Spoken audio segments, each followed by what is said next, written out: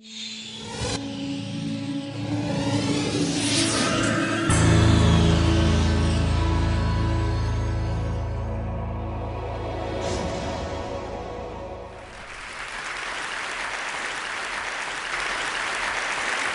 you.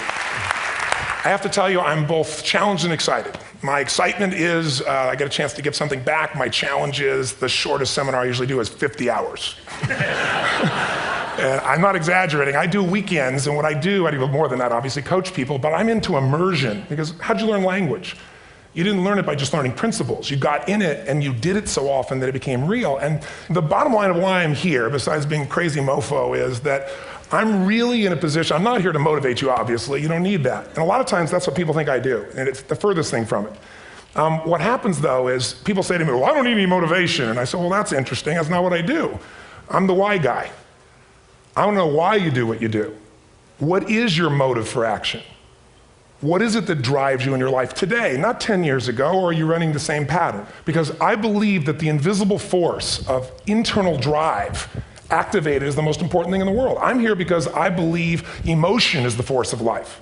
All of us here have great minds. You know, most of us here have great minds, right?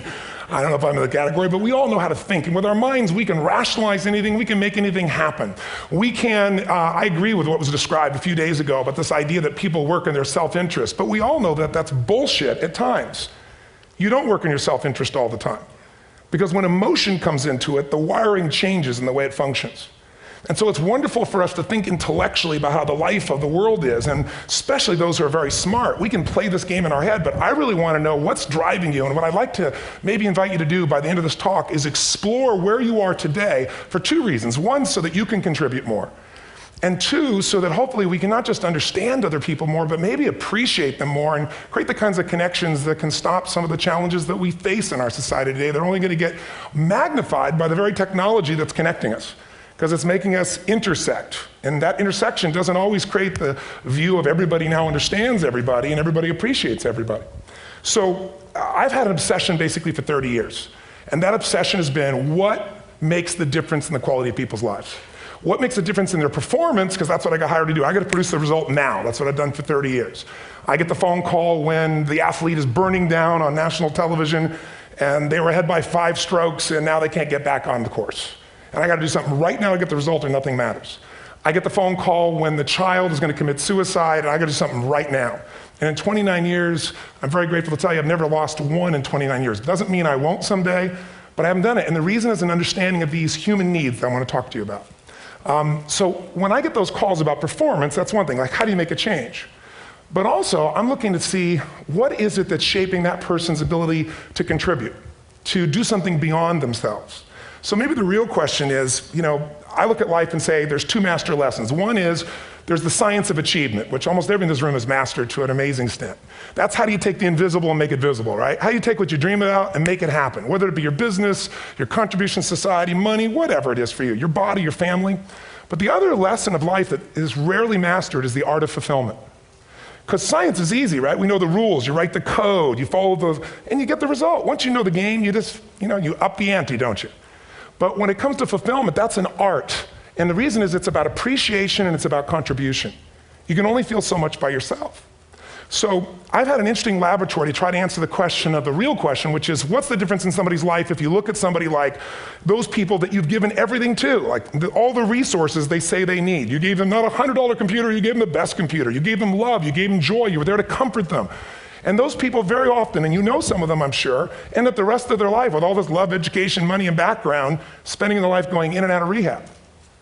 And then you meet people that have been through ultimate pain, psychologically, sexually, spiritually, emotionally abused, and not always, but often they become some of the people that contribute the most to society. So the question we got to ask ourselves really is, what is it? What is it that shapes us? And we live in a therapy culture. Most of us don't do that, but the culture is a therapy culture. And what I mean by that is the mindset that we are our past. And everybody in this room, you wouldn't be in this room if you bought that theory, but most of society thinks biography is destiny. The past equals the future. And of course it does if you live there. But what people in this room know, and what we have to remind ourselves though, because you can know something intellectually, you can know what to do and then not use it, not apply it. So really what we got to remind ourselves is decision is the ultimate power. That's what it really is. Now, when you ask people, have you failed to achieve something? How many have ever failed to achieve something significant in your life? Say aye. Thanks for the interaction on a high level there. But if you ask people, why didn't you achieve something? Somebody who's working for you, or a partner, or even yourself, and you failed to achieve a goal, what's the reason people say they failed to achieve? What do they tell you? Didn't know enough, didn't have the knowledge, didn't have the money, didn't have the time, didn't have the technology, I didn't have the right manager. Didn't have the Supreme Court.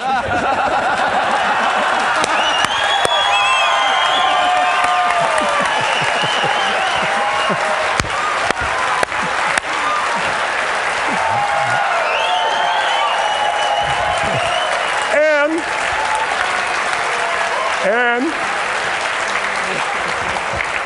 what do all those, including the Supreme Court, have in common? They are a claim to you missing resources. And they may be accurate. You may not have the money. You may not have the Supreme Court. But that is not the defining factor.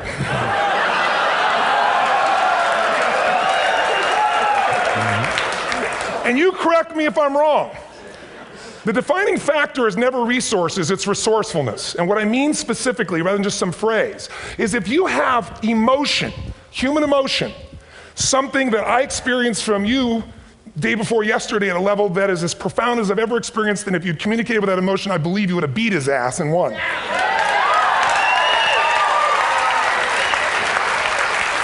But how easy for me to tell him what he should do. Idiot, Robbins. But I know when we watched a debate, at that time, there were emotions that blocked people's ability to get this man's intellect and capacity and the way they came across to some people in that day. Because I know people that wanted to vote in your direction and didn't, and I was upset.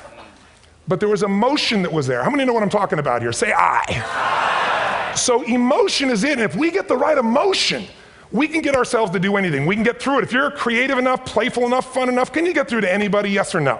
Yes. If you don't have the money, but you're creative and determined enough, you find the way. So this is the ultimate resource, but this is not the story that people tell us, right? The story people tell us is a bunch of different stories. They tell us we don't have the resources, but ultimately, if you take a look here, flip it up if you would. They say, what are all the reasons they have in common? We said that. Next one, please. He's broken my pattern, that son of a bitch. But I appreciated the energy, I'll tell you that. What determines your resources? We've said decisions shape destiny, which is my focus here. If decisions shape destiny, what determines it is 3 decisions. What are you going to focus on? Right now, you have to decide what you're going to focus on. In this second, consciously or unconsciously, the minute you decide to focus on something, you've got to give it a meaning. And whatever that meaning is produces emotion. Is this the end or the beginning? Is God punishing me or rewarding me, or is this the roll of the dice? And emotion then creates what we're going to do, or the action. So think about your own life, the decisions that have shaped your destiny. And that sounds really heavy, but in the last 5 or 10 years, 15 years, haven't there been some decisions you've made that if you made a different decision, your life would be completely different?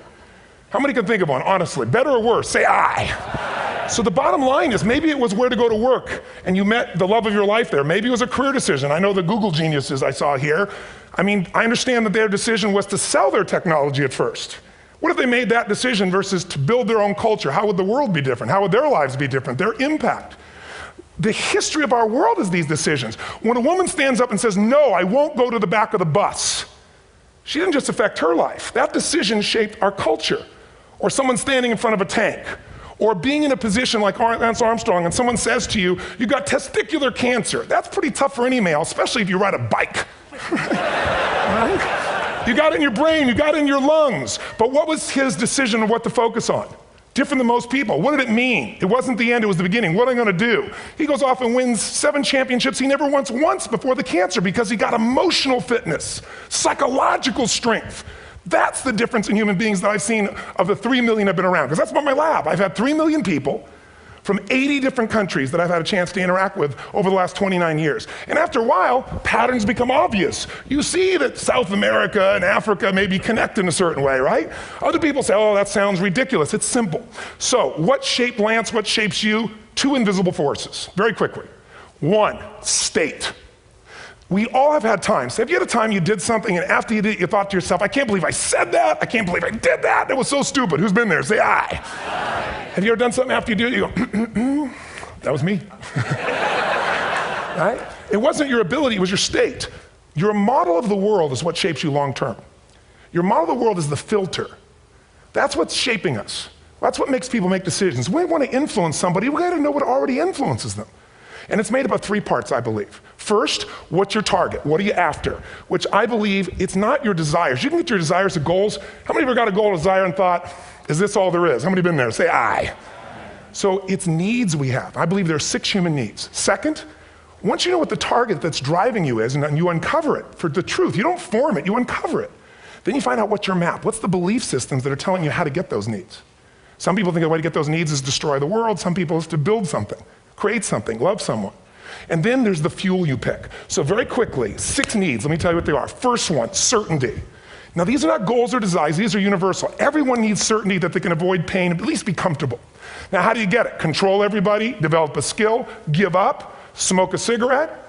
And if you got totally certain, ironically, even though we all need that, like if you're not certain about your health or your children or money, you don't think about much more. You're not sure the ceiling's gonna hold up, you're gonna listen to any speaker.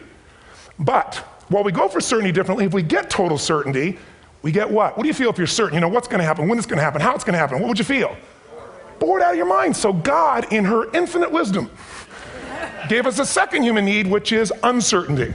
We need variety. We need surprise. How many of you here love surprises? Say aye. Bullshit. You like the surprises you want.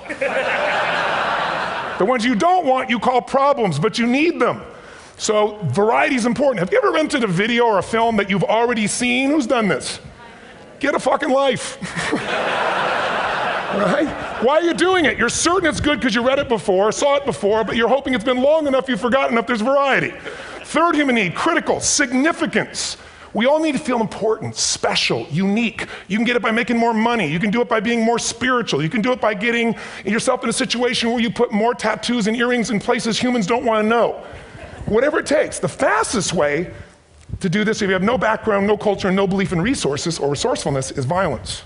If I put a gun to your head and I live in the hood, instantly I'm significant. 0 to 10, how high? 10. How certain am I you're gonna respond to me? 10. How much uncertainty? Who knows what's gonna happen next? Kind of exciting, like climbing up into a cave and doing that stuff all the way down there. Total variety and uncertainty. And it's significant, isn't it? So you're willing to risk your life for it. So that's why violence has always been around and will be around unless we have a consciousness change as a species. Now you can get significance a million ways, but to be significant, you gotta be unique and different. Here's what we really need. Connection and love, fourth need. We all want it. Most people settle for connection because love's too scary. Don't want to get hurt. Who here has ever been hurt in an intimate relationship? Say aye. If you don't raise your hand, you'll have had other shit too, come on. And you're gonna get hurt again. Aren't you glad you came to this positive visit? But here's what's true, we need it. We can do it through intimacy, through friendship, through prayer, through walking in nature. If nothing else works for you, get a dog. Don't get a cat, get a dog, because if you leave for 2 minutes, it's like you've been gone for 6 months when you show back up again 5 minutes later, right? Now these first 4 needs, every human finds a way to meet. Even if you lie to yourself, even if you have split personalities. But the last 2 needs, the first 4 needs are called the needs of the personality, is what I call it. The last 2 are the needs of the spirit. And this is where fulfillment comes. You won't get fulfillment from the first 4. You'll figure a way, smoke, drink, do whatever, meet the first 4. But the last 2, number 5, you must grow. We all know the answer here. If you don't grow, you what? If a relationship's not growing, if a business is not growing, if you're not growing, it doesn't matter how much money you have, how many friends you have, how many people love you, you feel like hell. And the reason we grow, I believe, is so we have something to give of value. Because the 6th need is to contribute beyond ourselves. Because we all know, corny as it sounds, the secret of living is giving. We all know life's not about me, it's about we. This culture knows that, this room knows that. And it's exciting. When you see Nicholas up here talking about his $100 computer, the most passionate, exciting thing is here's a genius, but he's got a calling now. You can feel the difference in him, and it's beautiful. And that calling can touch other people. In my own life, my life was touched because when I was 11 years old, Thanksgiving, no money, no food, and we're not gonna starve, but my father was totally messed up. My mom was letting him know how bad he messed up. And somebody came to the door and delivered food. My father made 3 decisions. I know what they were briefly. His focus was, this is charity. What does it mean? I'm worthless. What do I gotta do? Leave my family, which he did. The time, one of the most painful experiences of life. My 3 decisions gave me a different path. I said, focus on, there's food, what a concept, you know? Second, but this is what changed my life. This is what shaped me as a human being. Somebody's gift, I don't even know who it is. I thought, my father always said, no one gives a shit. And all of a sudden, somebody I don't know, they're not asking for it, this is giving our family food, looking out for us. It made me believe this. What does it mean? That strangers care. And what that made me decide is if strangers care about me and my family, I care about them. What am I gonna do? I'm gonna do something to make a difference. So when I was 17, I went out one day on Thanksgiving. It was my target for years, have enough money to feed 2 families. Most fun thing I ever did in my life, most moving. Then next year I did 4, and I didn't tell anybody what I was doing. Next year, 8. I wasn't doing it for brownie points, but after 8, I thought, shit, I could use some help. So sure enough, I went out, and what did I do? I got my friends involved, and I grew companies, and then I got 11 companies, and I built a foundation. Now, 18 years later, I'm proud to tell you, last year we fed 2 million people in 35 countries through our foundation, all during the holidays, Thanksgiving, Christmas, in all the different countries around the world. It's been fantastic. Thank you. So I don't tell you that to brag, I tell you because I'm proud of human beings because they get excited to contribute once they've had the chance to experience it and not talk about it. So finally, I'm about out of time, the target that shapes you, here's what's different about people. We have the same needs, but are you a certainty freak? Is that what you value most, or uncertainty? This man here couldn't be a certainty freak if he climbed through those caves. Are you driven by significance or love? We all need all 6, but whatever your lead system is tilts you in a different direction. And as you move in a direction, you have a destination or destiny. The second piece is the map. Think of that as the operating system tells you how to get there. And some people's map is, I'm gonna save lives even if I die for other people, and they're a fireman. Somebody else says, I'm gonna kill people to do it. They're trying to meet the same needs of significance, right? They want to honor God or honor their family, but they have a different map. And there are 7 different beliefs. I can't go through them because I'm done. The last piece is emotion. I say one of the parts of the map is like time. Some people's idea of a long time is 100 years. Somebody else says is 3 seconds, which is what I have.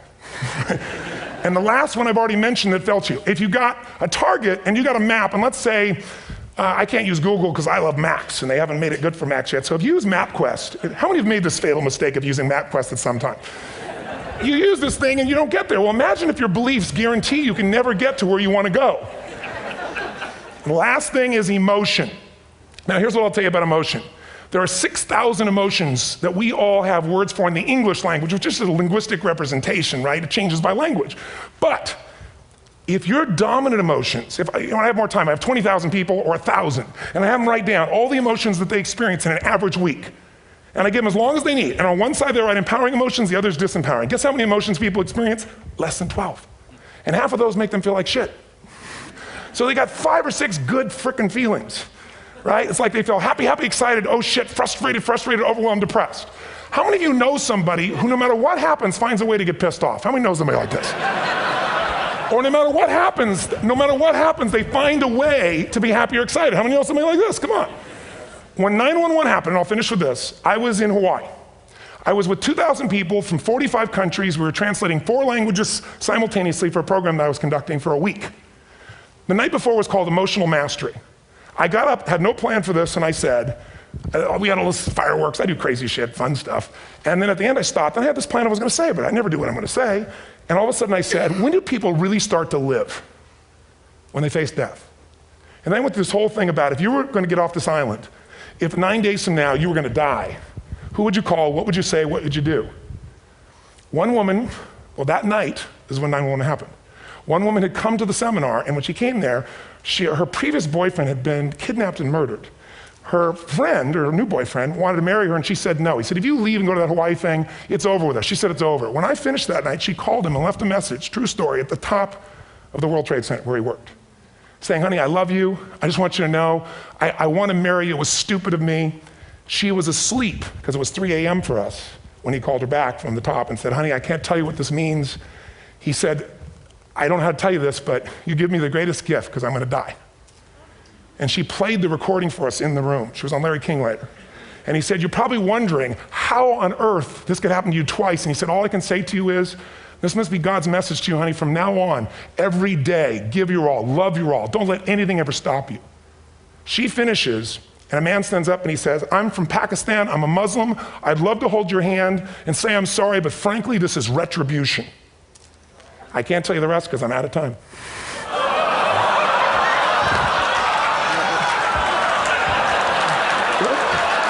Are you sure? Finish the story. 10 seconds.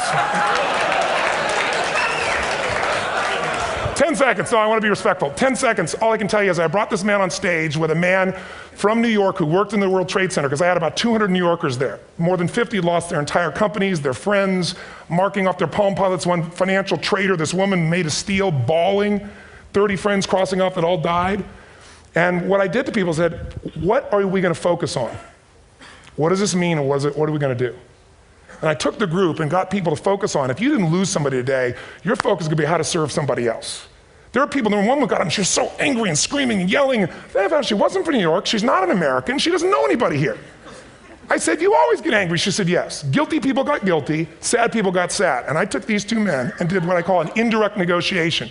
Jewish man with family in the occupied territory, some New York who would have died if he was at work that day. And this man who wanted to be a terrorist, and made it very clear. And the integration that happened is on a film, which I'll be happy to send you, so you can really see what actually happened instead of my verbalization of it. But the two of them not only came together and changed their beliefs and models of the world, but they've worked together to bring, for almost 4 years now, to various mosques and synagogues, the idea of how to create peace. And he wrote a book, which is called My Jihad, My Way of Peace. So transformation can happen. So my invitation to you is this. Explore your web, the web in here. The needs, the beliefs, the emotions that are controlling you, for two reasons. So there's more of you to give. Achieve too, we all want to do it, but I mean give, because that's what's going to fill you up. And secondly, so you can appreciate, not just understand, that's intellectual, that's mind, but appreciate what's driving other people. It's the only way our world's going to change. God bless you, thank you, I hope this will serve. Anthony Robbins.